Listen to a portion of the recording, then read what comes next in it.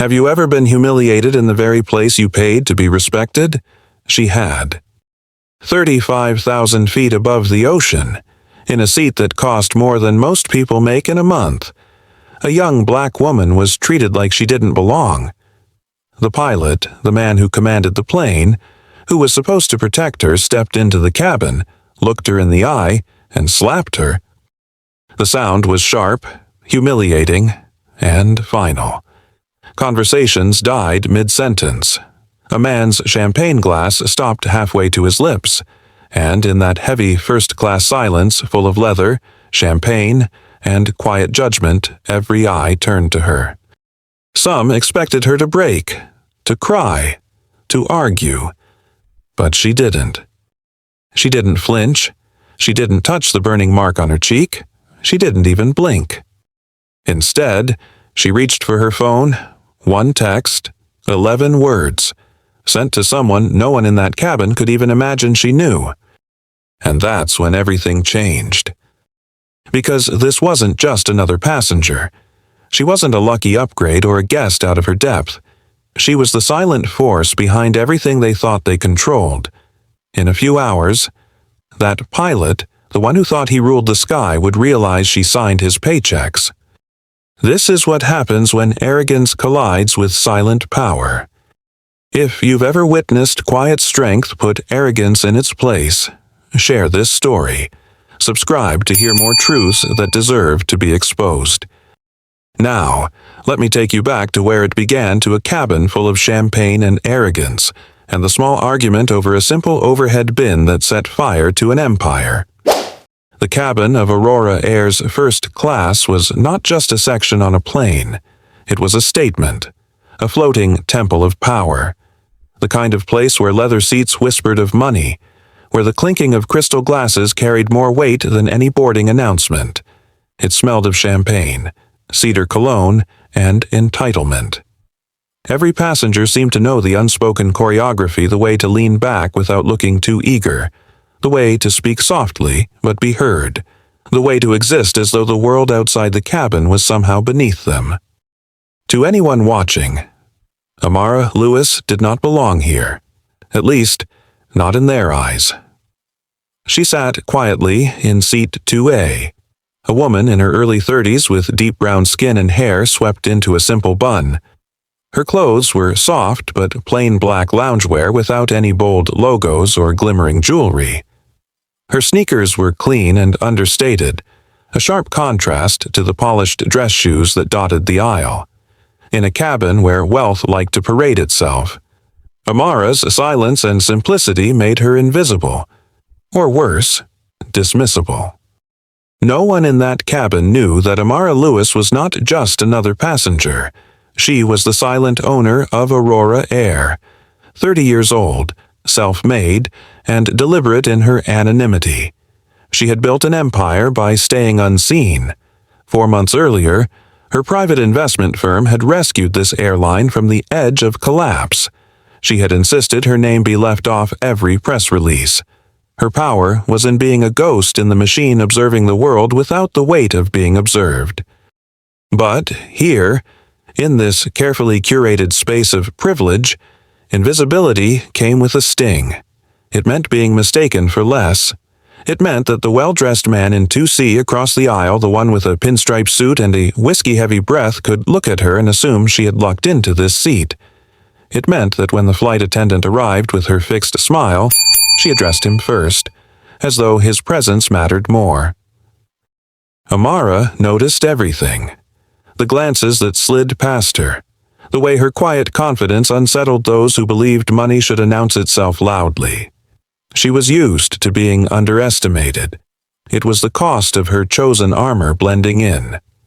She watched the man in 2C wrestle with his oversized carry-on, grunting with frustration. He glanced at her small backpack resting in the overhead compartment above her seat and made a decision. One that would set off a chain of events no one could have predicted. "Excuse me," he said, though he didn't really mean it for her. "I need this space." Amara's gaze stayed level, calm. "There's room in your bin," she replied, voice even and soft, but he wasn't listening. And soon, the flight attendant would arrive, turning a simple overhead bin into the spark that would burn down someone's kingdom. His name was Calloway. The man in seat 2C, perfectly combed gray hair, a pinstripe-tailored suit hugging his frame, and a watch so shiny it seemed to announce the time to the entire cabin. He had spent 2 full minutes wrestling with his oversized suitcase, turning it this way and that, and still failing to make it fit into his overhead bin. Then his eyes drifted toward Amara's small backpack, neatly stowed above her seat. It was the kind of look belonging to someone used to taking whatever he wanted without asking if it was his to take. "Young lady, I need this space." His voice dropped low, loud enough for nearby passengers to hear. The way "young lady" rolled off his tongue made it clear to him. Amara wasn't a grown woman. She was a child who didn't belong in this space. Amara looked up, unhurried. Her voice was soft but firm. "There's still room in your bin. You just need to turn your suitcase sideways." Calloway exhaled sharply, as if she'd just insulted his entire lineage. "This suitcase doesn't turn, and I'm not going to argue about this. Just move your bag. This is first class, everyone needs to show a little courtesy." But there was nothing courteous in his tone. Before Amara could reply, Clara Jennings appeared. The head flight attendant, short-cropped blonde hair, sharp makeup, a smile that didn't come close to reaching her eyes. She surveyed the situation, and quickly decided. The man in the expensive suit was clearly a regular, a high-value passenger. The young black woman in simple clothes probably just a fluke in this cabin. "Sir, let me help you," Clara said, her voice suddenly sweet like honey. Then she turned to Amara. "Would you mind if I put your backpack under your seat? We need space for his luggage."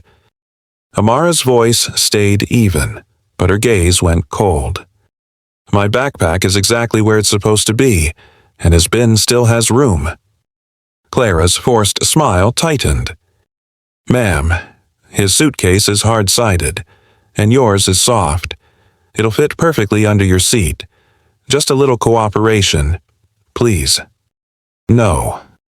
Amara's voice wasn't loud, but the weight in it stopped Clara for half a beat. The brief silence only made Calloway angrier.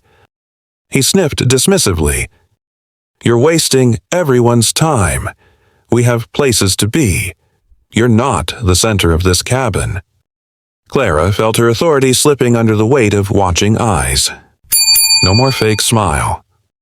She stepped forward, reached up, and grabbed Amara's backpack. "Let me handle this." Her voice was sharp now, and without waiting for consent, she yanked the bag down. The tug didn't just pull the backpack out of the compartment. It pulled the entire cabin's tension down with it heavy as stone. Then it happened. A sudden, shrill beep, beep, beep. Loud, piercing, relentless. It tore through the false calm of first class like an alarm clock in a cathedral. The sound came from Amara's backpack, still in Clara's hands. A siren-like tone, sharp enough to make heads snap. A woman nearly spilled her champagne. A man dropped his folded newspaper to the floor. In seconds, curiosity turned to fear and then suspicion. This wasn't the soft chime of a forgotten phone. This was a warning, high-pitched, grating, impossible to ignore. A few passengers whispered nervously. The hum of a conversation mixed with the pounding heartbeats of people who didn't yet understand what was happening. And when their eyes turned to Amara, they carried more than curiosity. They carried judgment. A young black woman in simple clothes in a cabin full of wealthy, confident white faces. In that instant, to them, she wasn't just a passenger. She was a question mark. Clara froze, backpack still in her grip, as if her body had locked up. Her face flushed crimson like someone caught in the act, stripped of her role's prestige. Her first-class authority gone.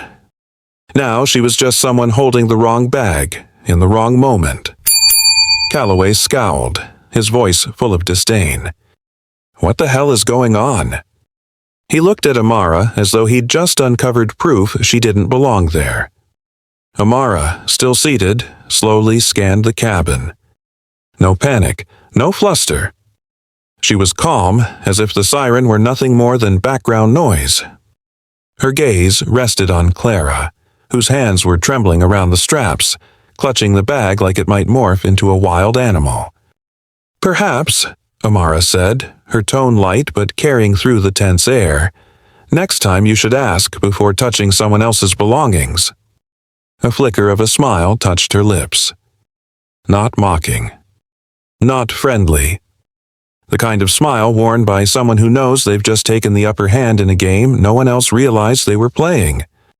Clara opened her mouth, but no words came out. Passengers nearby were beginning to sense it. This wasn't just about luggage space. Something deeper and uglier had just been exposed. Another flight attendant hurried over. Clara stammered out an explanation, trying to reclaim control, but the alarm kept wailing, each second stretching like a punishment. The cabin held its breath, everyone waiting for an answer. But Amara offered none. She just sat there, perfectly still, as if she too were waiting. But in her eyes, there was something Clara and Calloway hadn't yet understood. Amara was no one's pawn, and that blaring alarm wasn't just a sound. It was a warning. The power game in first class had just changed sides. Footsteps echoed against the thickly carpeted floor, heavy, deliberate, the kind that signaled an arrival meant to change the air in the room. The cockpit door opened, and a man emerged. Captain Daniel Harlow. His uniform was pressed to perfection, every button gleaming under the soft yellow cabin lights. Every seam spoke of the rigid discipline he demanded of himself and everyone around him. On his chest, a metal nameplate glimmered like a medal. Daniel Harlow entered the cabin as if it were his palace and he, its untouchable king. His piercing blue eyes swept over every face in first class and stopped on Amara. It wasn't the look of someone assessing a situation. It was the look of a man who'd already handed down his verdict. He glanced at Calloway, standing stiff with performative indignation, then at Clara, still clutching the backpack like a piece of incriminating evidence. Daniel didn't need to hear a single word. What he saw was enough. And when his gaze settled on Amara, a young black woman, dressed plainly, sitting quietly among people who thought themselves important, he had already decided who was wrong. "Is there a problem here?" His deep, authoritative voice carried through the cabin, but it wasn't a question that needed answering. Clara jumped in immediately. "Captain, this passenger is being uncooperative. She refused to move her bag so we could make room for another guest." Daniel nodded slowly, as if each of Clara's words were already inscribed in stone. He took one step forward until he loomed directly over Amara, his shadow swallowing her seat. "Ma'am," he said, voice cold as steel, "the crew has asked you to place your bag under your seat. That's policy. I'm ordering you to comply. Now." Amara raised her head, unflinching. "My backpack is exactly where it belongs in the bin above my seat, and there's still room in his compartment." Daniel frowned slightly. He wasn't used to that kind of response. In his world, the captain's word was law. On his plane, he was the law. And the law didn't leave room for debate. "As you can see," he continued, his tone sharpening, "order on this flight depends on everyone following instructions. This isn't personal. It's about principle." Principle. A beautiful word often used by men in power to disguise their arrogance. Amara stayed seated, still as a stone, her gaze calm as a mirror. But inside, she understood exactly what was happening. This wasn't about a backpack. It was about her place in the order Daniel Harlow believed was unshakable, an order where someone like her never truly belonged. She sat tall, back straight, meeting his stare. His presence filled the narrow space between them, but it couldn't touch the calm she carried. No tremor, no flinch. Only a stillness so sharp it made his heavy breathing seem louder. "Captain," Amara said finally, her voice as even and clear as if they were chatting in a quiet cafe instead of a cabin strung tight as a wire. "Policy does not mean arbitrarily taking one passenger's space for the comfort of another. I have the right to keep my bag above my seat, and Mr. Calloway's bin still has space." She didn't raise her voice, but every word cut like a blade. Daniel's lips curled into a cold, half-smile, the kind worn by a man who had never lost an argument.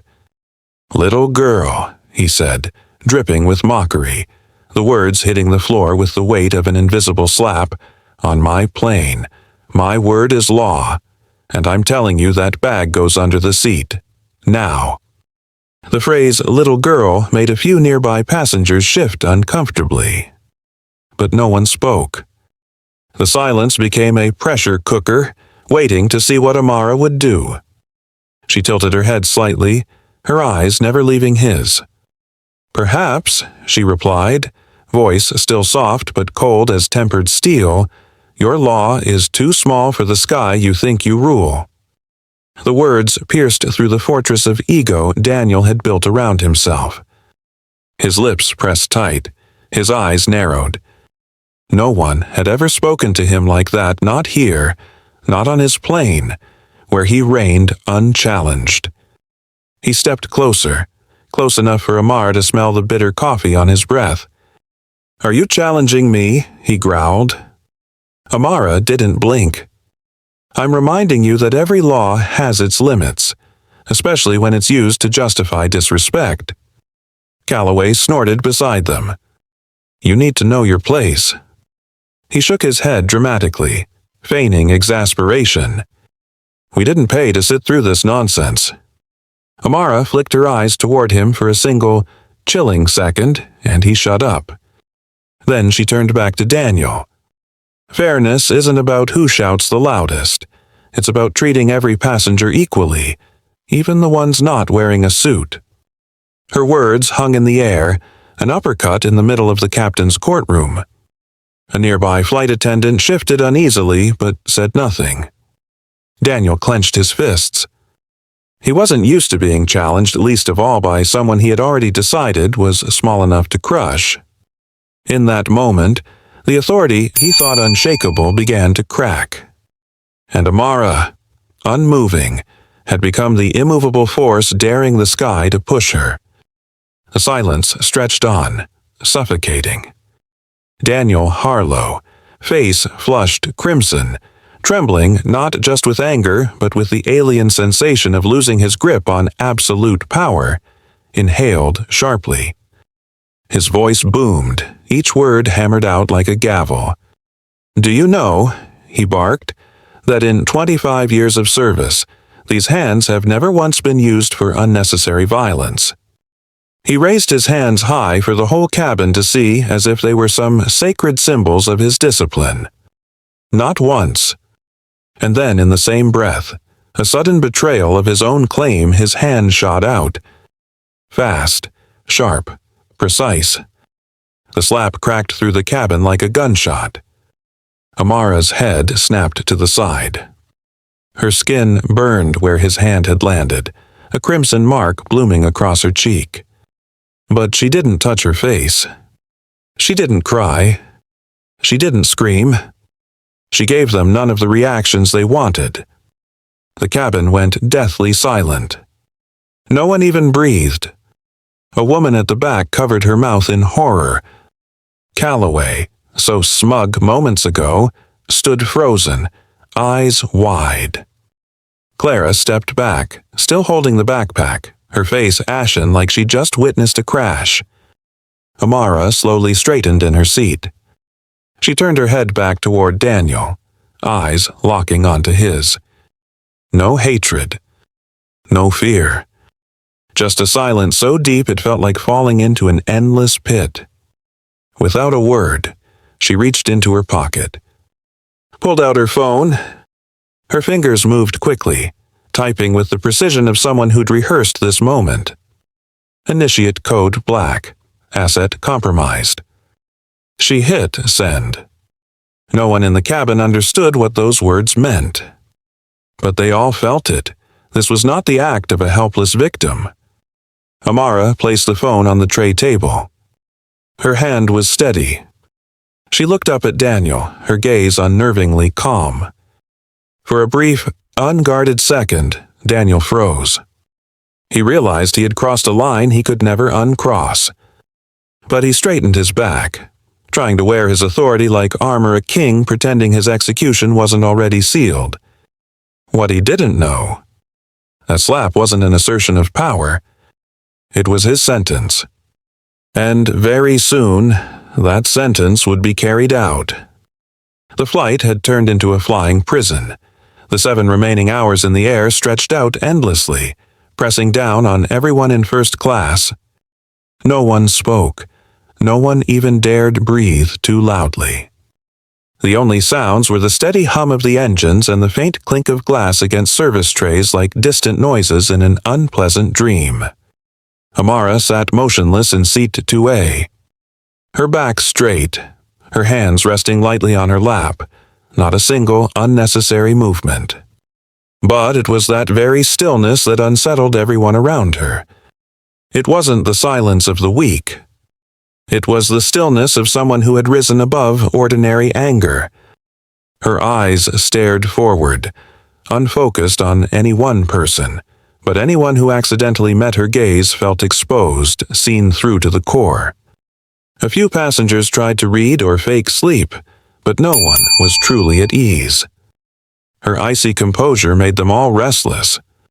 Evelyn Cho, a young woman seated across the aisle, had managed to pull out her phone the instant the slap landed. She was a lawyer, the kind who knew that battles are won with evidence.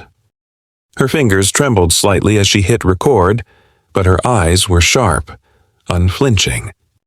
She kept the phone low, capturing everything: the violent hand, the stinging crack of the slap, the suffocating silence that followed. Every second of footage was living proof. Evelyn knew this was bigger than an argument over overhead space. Captain Daniel Harlow was different. He locked himself in the cockpit, but his mind wasn't at rest. Every time he checked a system or spoke to his co-pilot, the sound of that slap echoed in his head. He tried convincing himself he was right, that it had been necessary discipline to maintain order. But the way that girl just sat there, unafraid, unbroken, made his self-justifications ring hollow. He'd never been challenged like that. And worst of all, he didn't know who she was. Clara Jennings, the lead flight attendant, tried to regain her professional mask. She served meals, poured more drinks, flashed her rehearsed smiles. But her hand still trembled slightly every time she passed 2A. Every time she saw Amara, she remembered those eyes, not the eyes of someone humiliated, but of someone memorizing every detail, calculating the next move. First class, once a sanctuary where the wealthy bought comfort, now felt like a silent courtroom, with Amara in the witness chair and everyone else waiting for judgment. No one said it aloud, but they all knew this wasn't over. And when the plane landed, someone would pay. In the cockpit, Daniel Harlow tried to reassure himself. He leaned back in his chair, eyes locked on the control panel, but his mind drifted. Just a low-class passenger, he muttered, as if saying it aloud would make it true. He repeated it, over and over, clinging to the illusion that he was still in control. That girl wasn't important. Just a nobody dressed plainly, sitting where she didn't belong, defiant in her attitude. He had done what a captain had to do: maintain order, protect his authority. But deep down, the words felt weightless. Harlow was used to people fearing him, to passengers who kept their heads down, to a cabin that was his untouchable domain. But that woman, she hadn't cried. She hadn't apologized. She hadn't reacted like anyone else he'd put in their place. The way she sat there calm to the point of chilling unnerved him more than any screaming ever could. It felt like a warning he couldn't quite understand. In first class, Amara quietly opened a sleek, thin laptop on the tray table. The soft click of the hinge drew a few curious glances. An ordinary woman might have buried herself in her phone to avoid attention. But Amara, she pulled up a thick internal report, the screen glowing with charts, numbers, and corporate data. These weren't documents a random passenger could access. Evelyn Cho's eyes narrowed. From her seat, she could make out a few headings: quarterly operational performance, workforce restructuring plan. She was a lawyer. She knew these weren't public documents. They belonged to the executive level. Her mind buzzed with questions. Who exactly was this woman? Calloway saw it too. His brows furrowed, irritation flickering across his face. He kept his mouth shut, but the question was written all over him. How could someone like her afford to be here? And now that laptop made it worse. Clara, passing by, caught a glimpse of the screen. She froze for a fraction of a second before forcing out another plastic smile. She recognized those templates. She'd seen them on the desks of Aurora's senior management.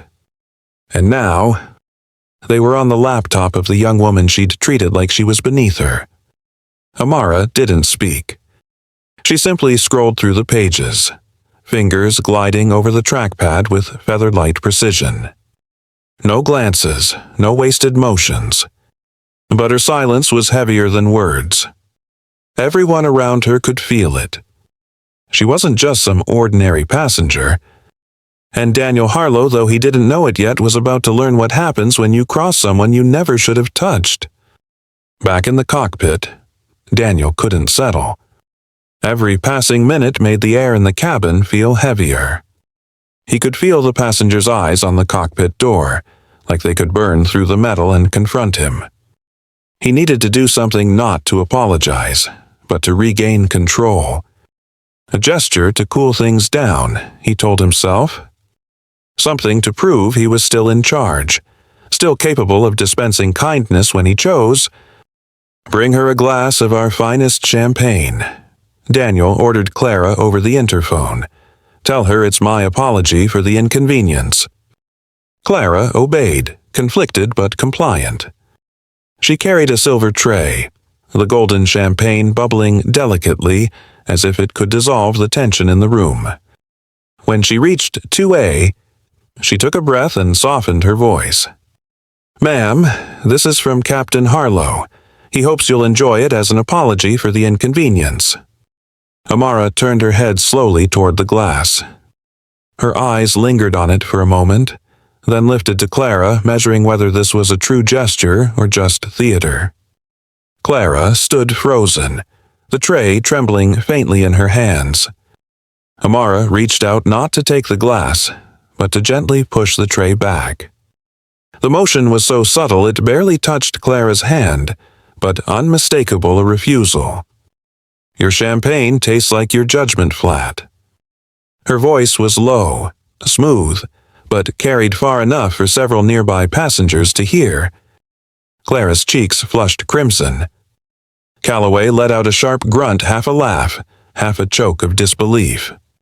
A few other passengers couldn't suppress a quick, cutting chuckle, quickly stifled behind cupped hands. Clara stepped back, humiliated, retreating down the aisle. The champagne still shimmered in the glass, untouched, like a cruel little mirror of her failure. In the cockpit, Daniel heard the report and felt his face burn. Flat! The word echoed in his mind like a slap he couldn't return. He clenched his teeth, gripping the yoke hard enough that his knuckles whitened.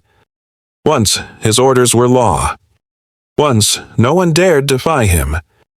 But now, The woman he'd dismissed as a low-class passenger had just spat on his authority in front of the entire cabin and with one sentence, made the self-proclaimed king of the sky feel smaller than ever. In the cabin, no one spoke, but their eyes said it all.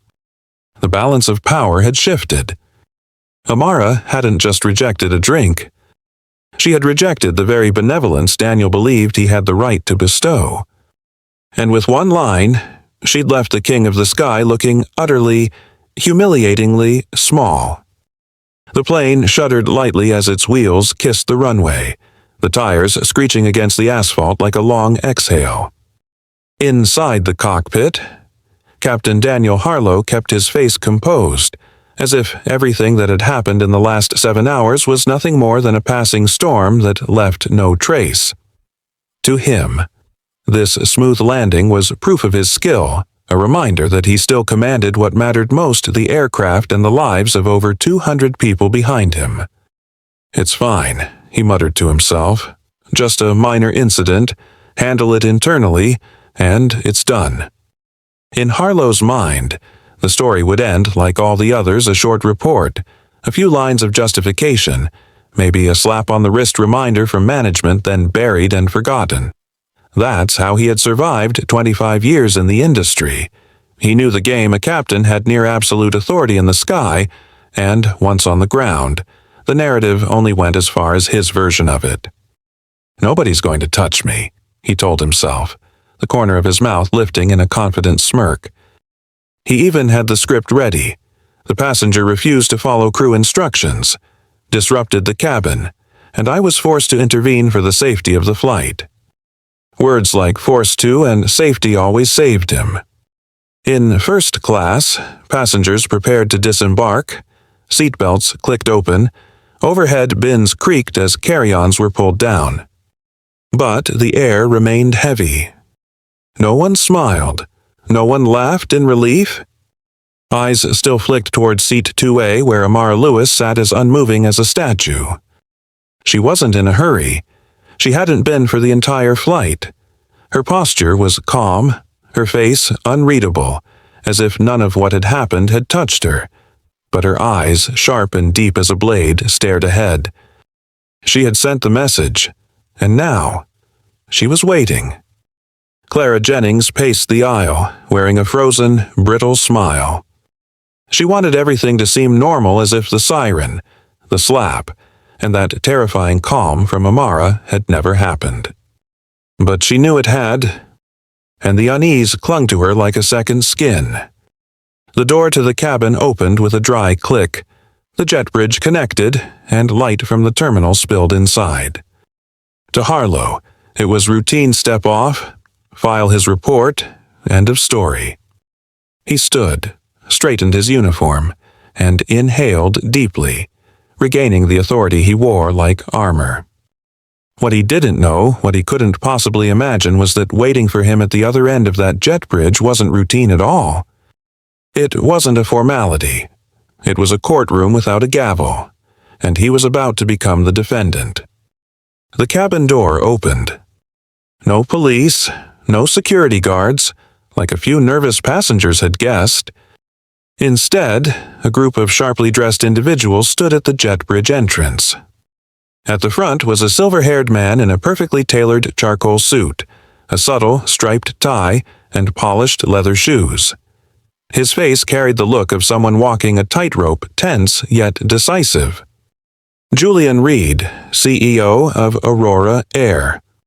Flanking him was an Asian woman in a black suit, her expression grave as she clutched a thick stack of documents, clearly legal counsel.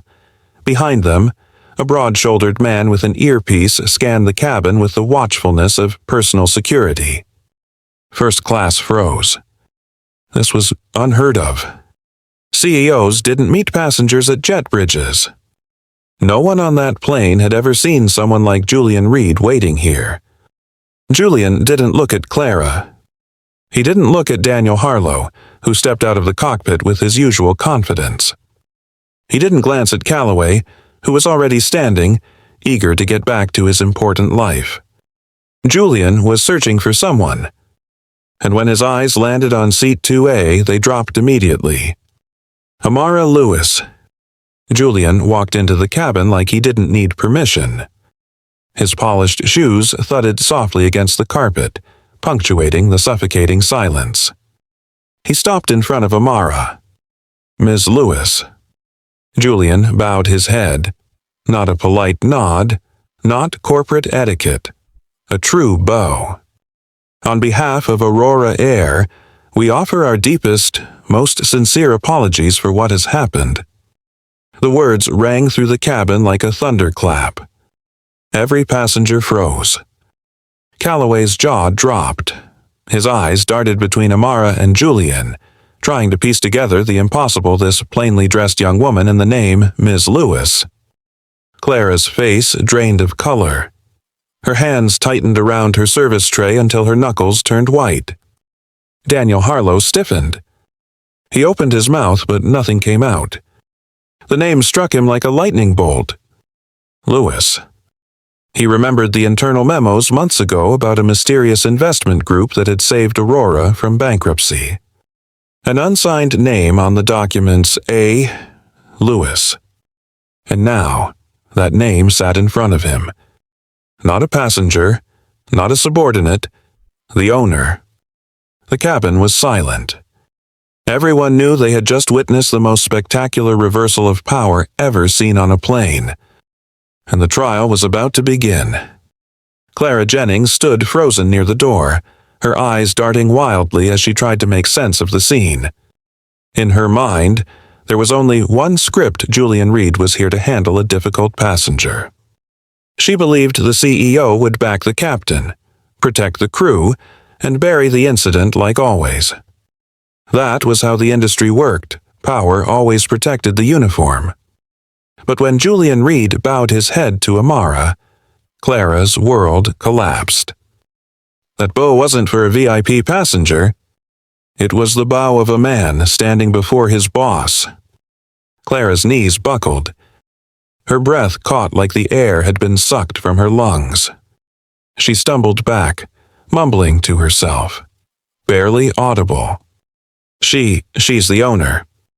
Her mind spun as if someone had yanked back the curtain, exposing a stage she never knew she was standing on.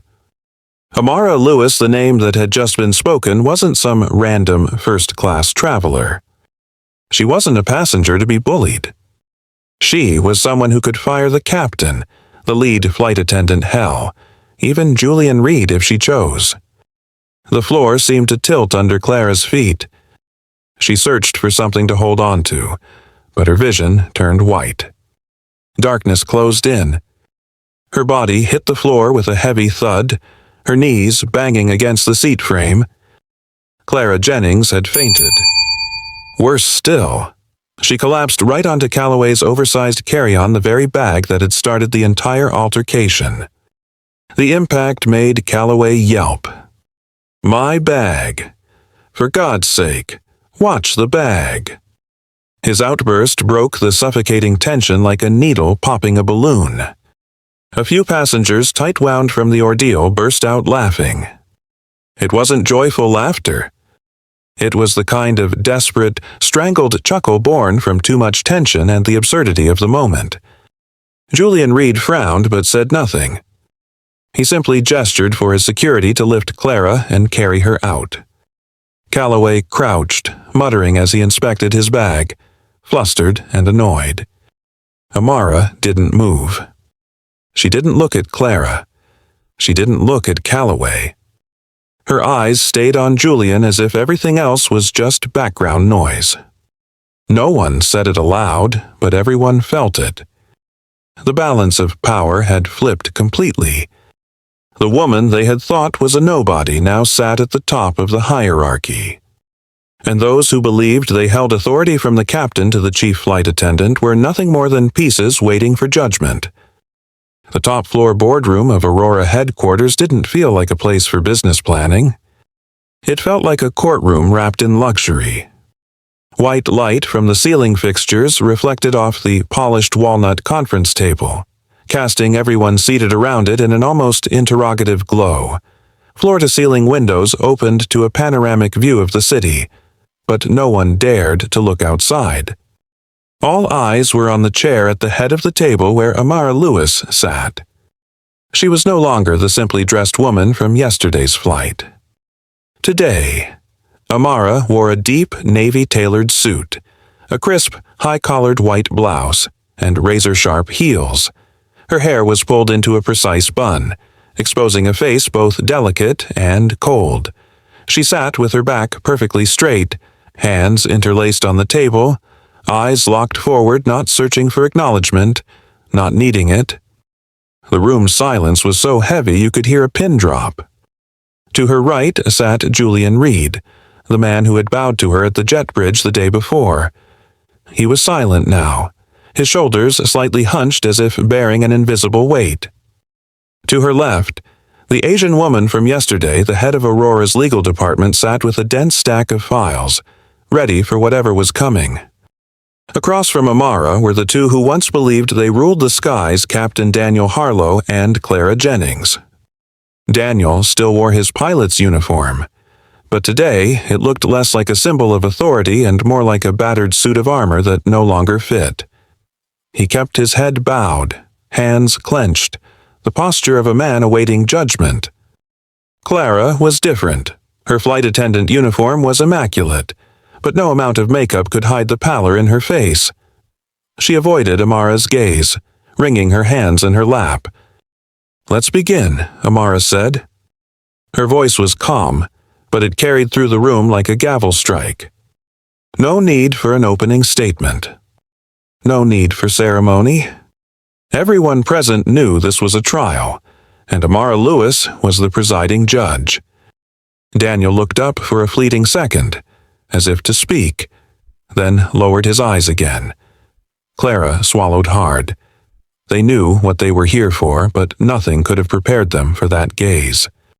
That was no longer the gaze of a passenger. It was the gaze of someone deciding their fate. Julian tilted his head slightly toward Amara. "We've prepared full reports of the incident, Ms. Lewis." "Unnecessary," Amara replied, cutting him off. "I don't need to hear a recap of what I witnessed. I'm here for explanations, directly." Daniel and Clara froze. The vast room suddenly felt like a coffin. And when Amara fell silent, staring at them, every excuse they had rehearsed in their minds withered away.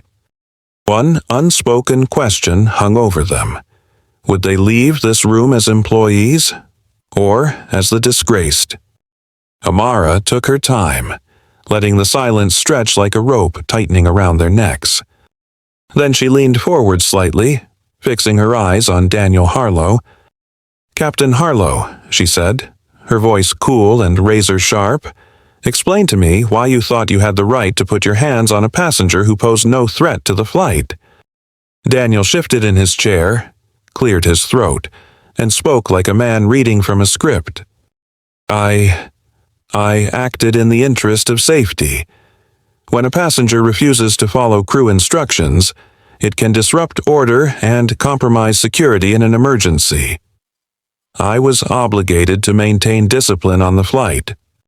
"Safety," Amara repeated, her tone dropping low, each word falling like stones into a still pond. "You believe that humiliating and striking a passenger, in full view of the cabin, was for safety." Daniel swallowed. "It was my way of maintaining control of the situation. I've served for 25 years. I know what it takes to keep order on board." Amara's face didn't flinch. "Then tell me this." She tilted her head slightly, her voice now ablade. "If I had been wearing Chanel and had white skin, would you have decided I was disrupting order? Would you have slapped me?" The question crashed through the room like thunder. Daniel opened his mouth, but nothing came out. The silence that followed was longer than any words he could have offered. He lowered his gaze to the grain of the table as if it could save him. Amara turned her head toward Clara. "And you, Clara Jennings, I want to hear it from you. Why did you immediately side with Mr. Calloway? Why didn't you ask for my consent before yanking my bag out of the overhead compartment? Clara blinked rapidly, forcing her voice steady. I was just following procedure. Ma'am, I had to prioritize the passenger with the larger luggage for the sake of overall cabin convenience. Overall cabin convenience, Amara echoed, her words slicing through the air. How fascinating. A small backpack, properly stowed, had to make way for the oversized suitcase of a man in an expensive suit. She paused, her eyes pinning Clara in place. If I had looked different, if I were a blonde woman in a business dress, would you have done the same? Clara opened her mouth, but no lie could survive under that gaze. Amara leaned back, her voice now ice. This wasn't about safety. It wasn't about procedure. This was bias. The way you two decide who is worthy of respect and who isn't. Daniel's fists tightened in his lap. Clara lowered her head, unable to meet anyone's eyes. Amara said nothing more. She opened the laptop in front of her, her movements calm, deliberate.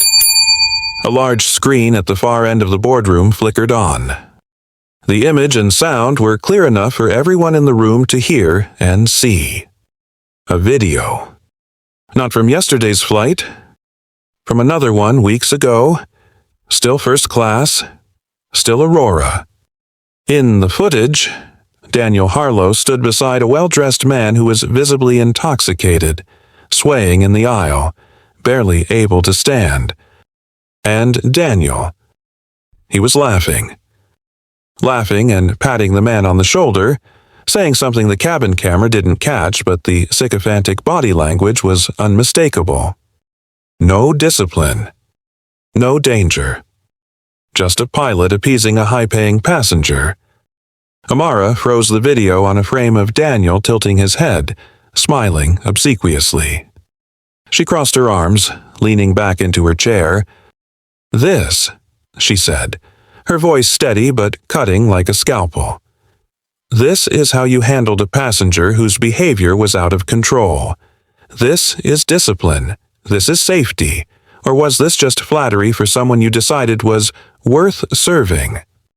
Daniel stiffened. His lips moved as if to speak, but no words came out. Amara tilted her head. This is safety or vanity. The question fell like a sentence. No one spoke. And then, a laugh. Not loud, but sharp and bitter. It came from the far end of the table. Evelyn Cho, the young attorney who had been silent until now, broke the tension. How strange, she said calmly, her tone laced with quiet contempt. It seems Captain Harlow's definition of safety changes with the passenger's ticket price. Julian Reed pressed his fingers to his temple, as if to ease an oncoming headache. He said nothing, but his eyes cut toward Daniel with unmasked disappointment. Clara shrank into herself, knowing that video was more than an indictment of Daniel. It was a mirror, and she was reflected in the same culture of bowing to wealth that Amara had just torn apart. Amara shut the laptop. The screen went black. The room returned to silence, but it wasn't the silence of waiting anymore. It was the silence of people who knew the game was over. Daniel Harlow had no way out. And he understood, in that moment, that he was no longer facing a passenger. He was facing the woman who held real power over the very skies he once thought he ruled. No one in the room dared breathe too loudly when Amara stood up. The chair she had occupied gave a soft creak, but in the silence it sounded like a gavel. Striking. She placed both hands on the table, leaning slightly forward, her gaze sweeping over each person like she was nailing them to their seats. Julian Reed didn't look up. His shoulders slumped, fully aware the moment of reckoning had come. Evelyn Cho remained upright, her sharp eyes fixed on the scene, as if she'd known the ending of this play all along. Captain Daniel Harlow. Amara's voice was clear, calm, but hard as steel. You've served 25 years, but what happened on that flight shows you no longer possess the qualities required to command any Aurora aircraft. As of today, your license is revoked. Your contract is terminated. Immediately. Daniel's mouth opened to protest, but Amara raised her hand, a gesture that said no words could save him. Her gaze stayed on him, cold as a signed verdict. You didn't just violate our service principles. You humiliated a passenger not for safety, but for prejudice and ego, and there is no place for that kind of man in the sky. Daniel bowed his head, his fists clenched, but no words came. He was used to defending himself, to walking away with his authority intact, but here, in front of this woman, every argument felt meaningless. Amara turned to Clara. "Clara Jennings." Clara flinched, her eyes wide, lips trembling. "You've served Aurora for 15 years.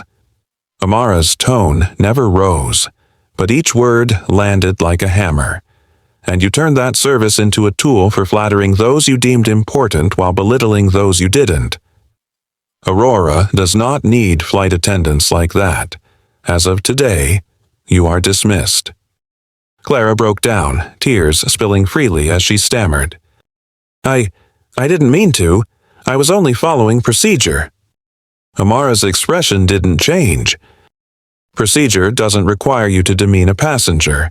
That was your choice. And every choice comes with a price." Silence swallowed the room again. Daniel kept his head down.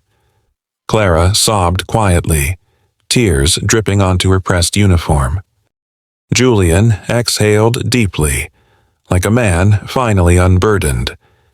Evelyn jotted a few quick notes, her eyes flicking toward Daniel and Clara, not with pity, but with the recognition of people finally facing the culture they'd perpetuated. Amara straightened. "This meeting is over." It wasn't just an announcement. It was the final declaration everything had been decided. Two people who once believed themselves untouchable had been stripped of their crowns on the very ground they thought they ruled. No one in that room would ever forget the moment the day a self-proclaimed king was executed, not by sword or spectacle, but by the cold, sharp words of the woman he dared to underestimate. The news spread faster than Daniel Harlow could have imagined. Just one day after the meeting, as he walked out of Aurora headquarters, the morning papers exploded with headlines like a public sentence. "The King of the Sky grounded by his own hand." Beneath the bold letters was his picture snapped not long ago in the cockpit, standing tall, smiling confidently, wings gleaming on his chest.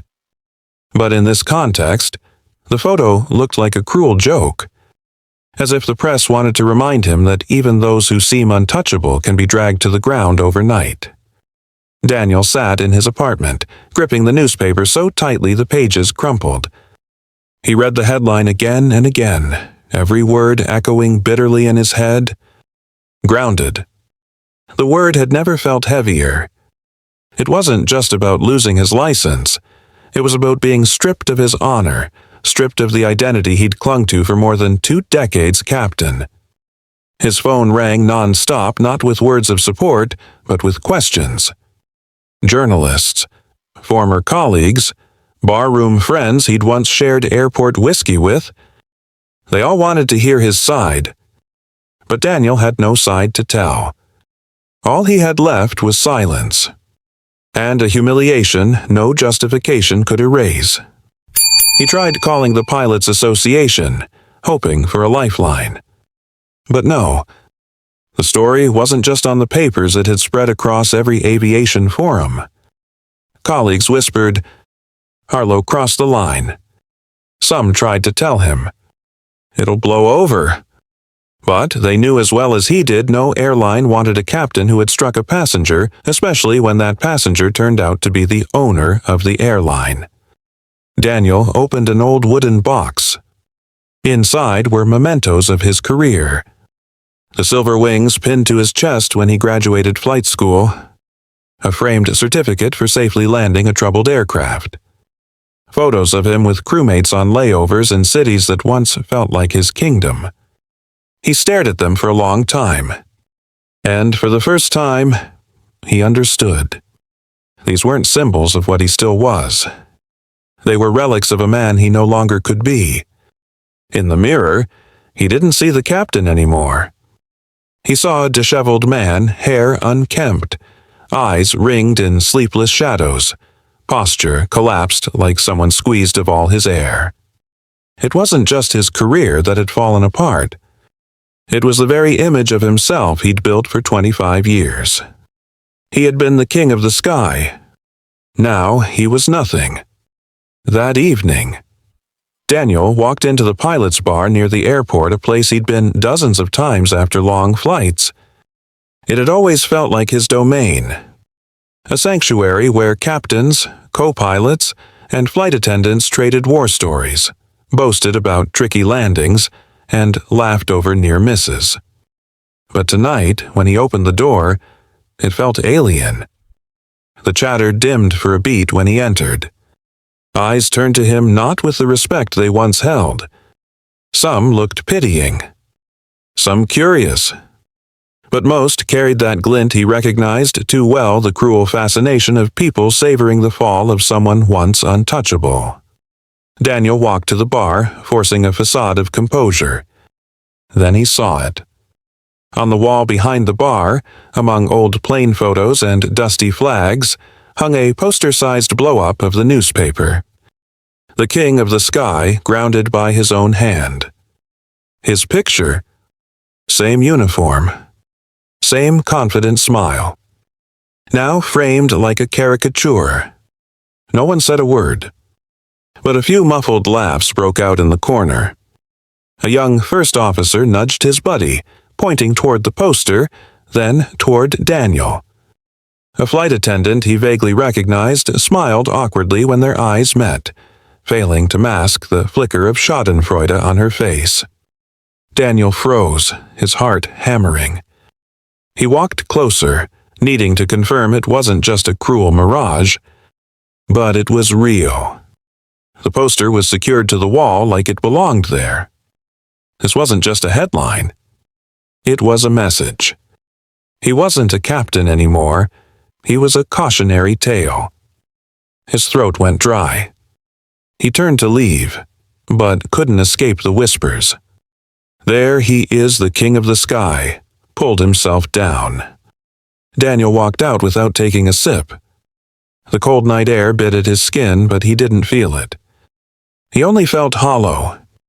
He had once imagined leaving Aurora as a legend, retiring to applause, honored with banquets and toasts. Instead, he'd been thrown off his throne. And worse, he'd been turned into entertainment, pinned to the wall like a trophy of disgrace in the very place where people used to raise glasses to him. In that moment, Daniel understood. He hadn't just lost a job. He'd lost the image of himself he'd spent 25 years building. Not because of an accident. Not because of a technical failure. But because of his own hand. And now, those hands would never touch the sky again. Aurora Air entered a new era, and it all began in a very different boardroom. This one was brighter, louder, alive with the kind of energy that only comes when an empire is about to be rebuilt. And at the head of the table sat Amara Lewis, not just as a chairperson, but as an architect sketching the framework for an entirely new kingdom. She wasn't there to punish. She was there to rebuild. As of today, Aurora will no longer be just an airline that moves passengers from point A to point B. Amara said during a company-wide meeting broadcast to every branch, "We will become the airline that puts human dignity above profit. And that starts with you, the people who touch the customer experience every single day." No one in that room mistook it for an empty slogan.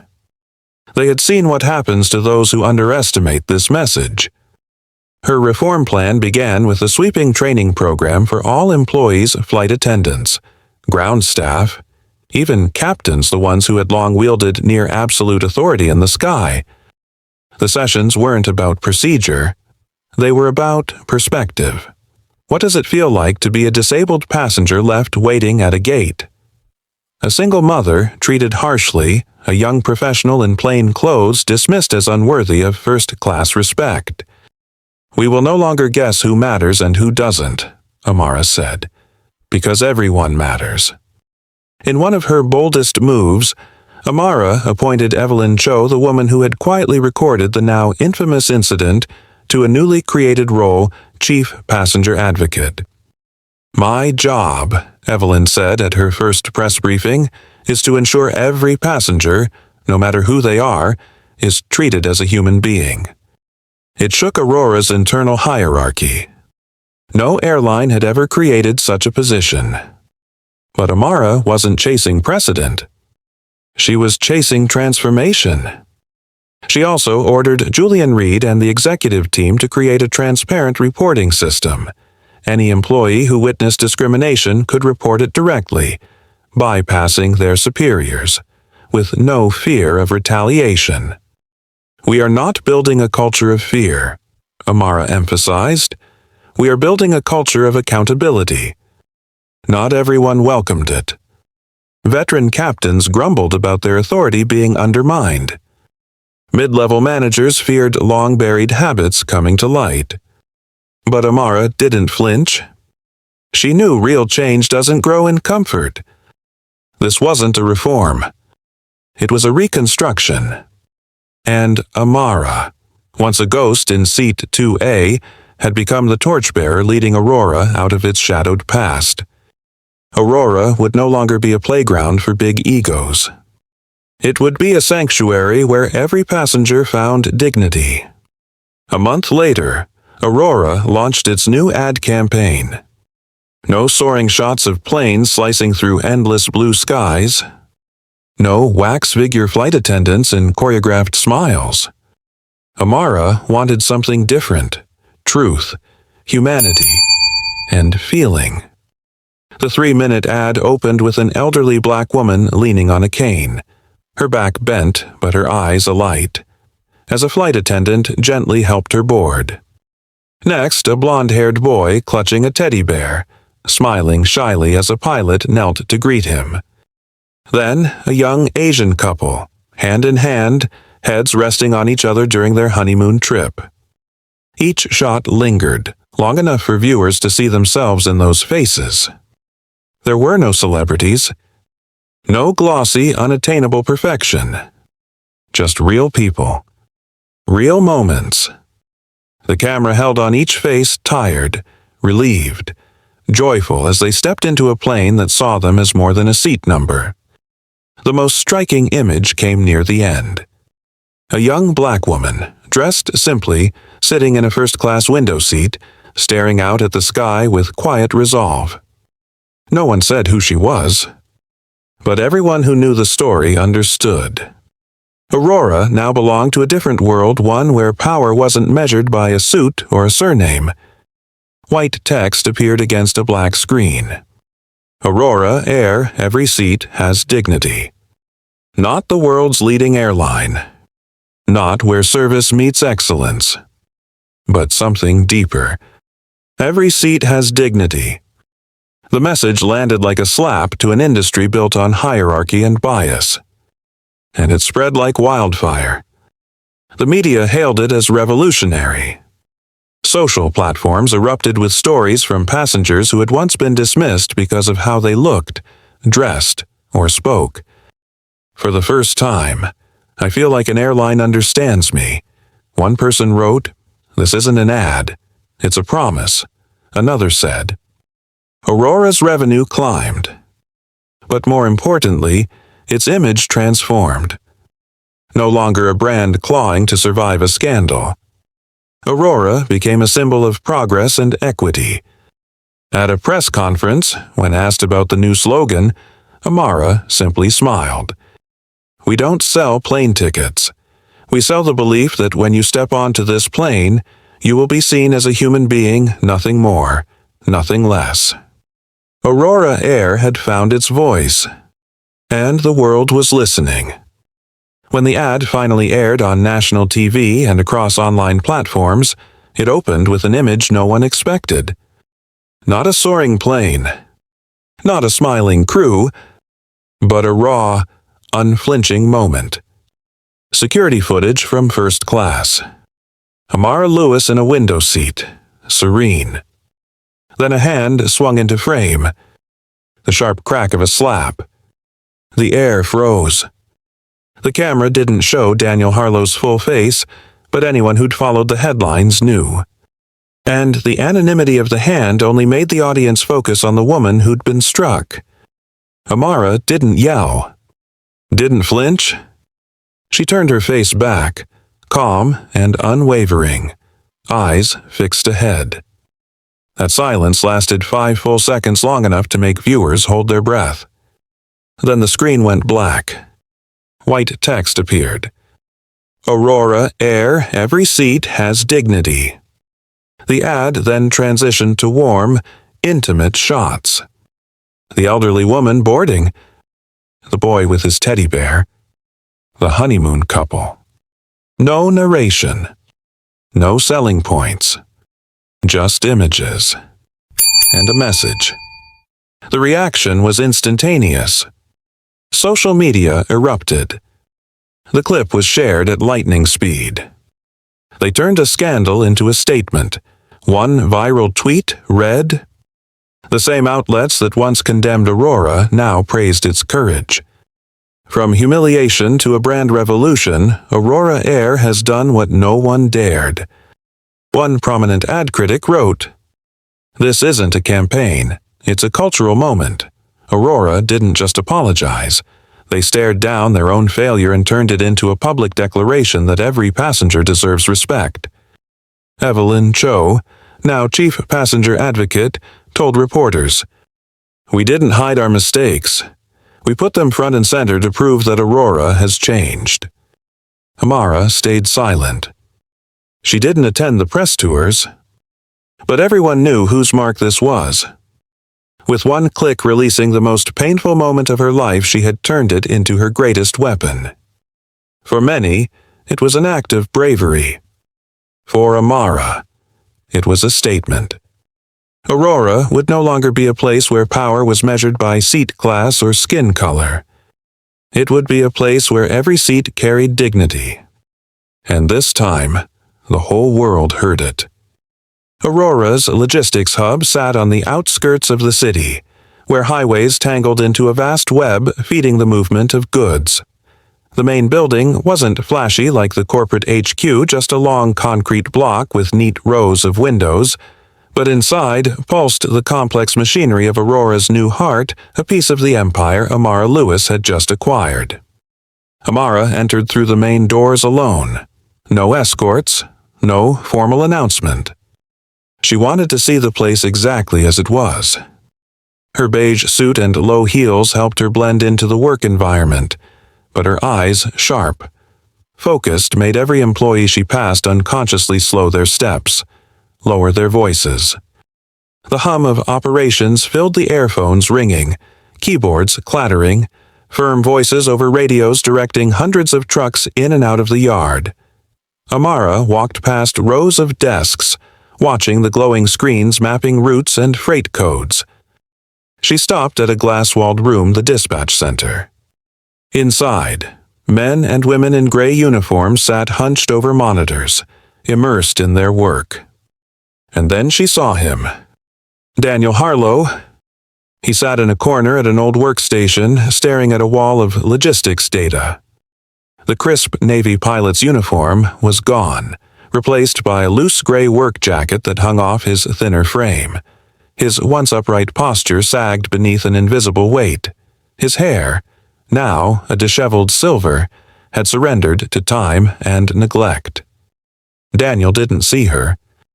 He was speaking into a radio, voice rough and tired. Truck 24 reroute to Corridor B. Expect a 40-minute delay. Repeat, Corridor B. Static crackled back in response. He scribbled notes on a clipboard, then reached for the mouse with a hand that trembled ever so slightly. Amara stood outside the glass, quietly observing. The man who once roared that his hands had never been used for unnecessary violence in 25 years now moved his mouse with fingers stiff and unsure, as if even desk work felt foreign. She saw not a captain, not the self-styled king of the sky, but a hollowed-out shell, a relic of a man who had survived a fall no one could break. She didn't step in right away. She waited, letting the glass remain as a barrier between two worlds. One rebuilt itself, the other was left behind. She didn't feel anger or triumph, only a strange, quiet feeling, part distance, part pity, as if she were looking at an artifact from an age that had already ended. When the static on his radio faded, she finally pushed the door open.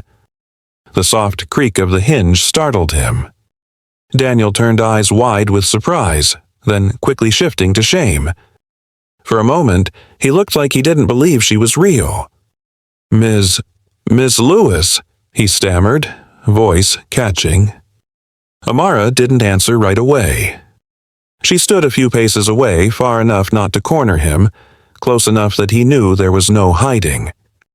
Mr. Harlow, she said evenly, her voice as calm as if opening a board meeting. I didn't come here to revisit the past, but there's one thing I want you to say yourself. Why did you do it? Daniel's hands tightened on his knees until the knuckles blanched. He drew in a shaky breath, staring at the floor tiles like they could absorb the weight of what he was about to say. I've thought about that day 1,000 times, he began, voice raw. He paused. Then, quietly, I slapped you because it was easy. Amara didn't flinch. Easy. He nodded, still unable to meet her gaze. You weren't like the people I was used to seeing there. You didn't look like the ones in expensive suits, perfectly groomed, the ones who belonged. I looked at you and, in my head, you didn't fit the picture, not the first-class passenger I'd built in my mind, and that, his voice cracked, made me feel entitled, like I had the right to put you in your place. He gave a bitter laugh. 25 years. I flew believing I knew exactly who people were supposed to be, how they were supposed to act. You shattered that, and instead of learning from it, I took the easy way. I used my power to force you back into the box I thought you should stay in. Amara said nothing. Daniel finally raised his head. His eyes were bloodshot. I didn't hit you for safety, or for procedure. I hit you for my ego, my arrogance, and because I thought no one would ever make me pay for it. The room shrank with the confession, air thick and unmoving. Amara studied him, really studied him as though weighing every word. Daniel bowed his head again, but this time there was no shaking. He had emptied himself. She didn't speak. Her silence, as always, carried more weight than any verdict. She gave him one last look. Not angry, not forgiving, just final, like a chapter closing. She nodded faintly, turned, and walked out. The glass door shut behind her with a soft click, leaving Daniel alone in the hum of screens and radios. His palms were slick with sweat. A voice broke the silence through the radio. Dispatch, Truck 19 waiting for instructions at East Loading Dock. Please confirm. Daniel jolted. Out of habit, he picked up the radio, pressed the button, and said without thinking, "Clear for takeoff." The words hung there. Then he realized what he'd said, and laughed a low, bitter, rasping sound. Clear for takeoff. 25 years. That phrase belonged to a king of the skies commanding a 100-ton aircraft. Now it was permission for a freight truck to leave a dock. He set the radio down, leaned back in his chair, and stared up at the ceiling. No sky. Just 4 walls, numbers on a screen, and the groaning of trucks outside. Daniel Harlow wasn't a captain anymore. Just a dispatcher clinging to the scraps of purpose that remained. Across the city, Amara boarded a new flight. Not to inspect, not to check compliance.